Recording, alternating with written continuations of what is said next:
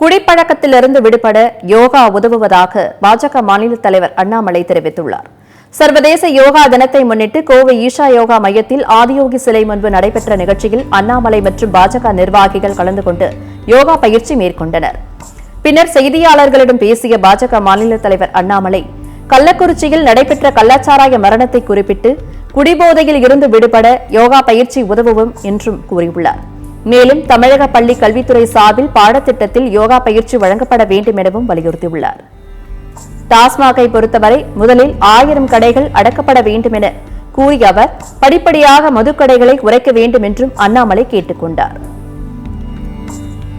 யோகா நபர்கள் நிறைய பேர்த்த நம்ம உருவாக்கணும். அதற்கு பள்ளி கல்வியிலிருந்தே ஆரம்பிப்பது சால சிறந்தது. அதையெல்லாம் தாண்டி இன்னைக்கு இனஃப் யோகா டீச்சர்ஸ் மாநில அரசு ரெக்ரூட் பண்ணணும். ஏன்னா நீங்க யோகா கொண்டு வர்றீங்கன்னா எத்தனையோ யோகா கற்றுக்கிட்டவங்க நீங்கள் சும்மா இருக்கிறாங்க.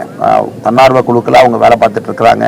அவங்கெல்லாம் ரெக்ரூட்மெண்ட் ஆரம்பித்து பள்ளி கல்விக்குள்ளே யோகாவை ஒரு சிஸ்டமாக கொண்டு வந்து ஒரு இன்டெகிரேட்டட் சிஸ்டம், குறிப்பாக பார்த்தீங்கன்னா புதிய கல்விக் கொள்கையில் இந்தியன் நாலேஜ் சிஸ்டம் அப்படின்னு IKS அப்படின்னு ஒரு சிஸ்டம் இருக்குது. அதாவது நம்முடைய புதிய கல்விக் கொள்கையில் கொண்டு வரக்கூடிய சப்ஜெக்ட்ஸ் குறைந்தபட்சம் 20% வந்து இந்தியன் நாலேஜ் சிஸ்டம் சார்ந்து இருக்கணும். அதாவது நம்முடைய மண்ணை சார்ந்த நாலேஜ் சார்ந்த ஒரு சிஸ்டமாக இருக்கணும். யோகக்கலை அதில் முதன்மையானது.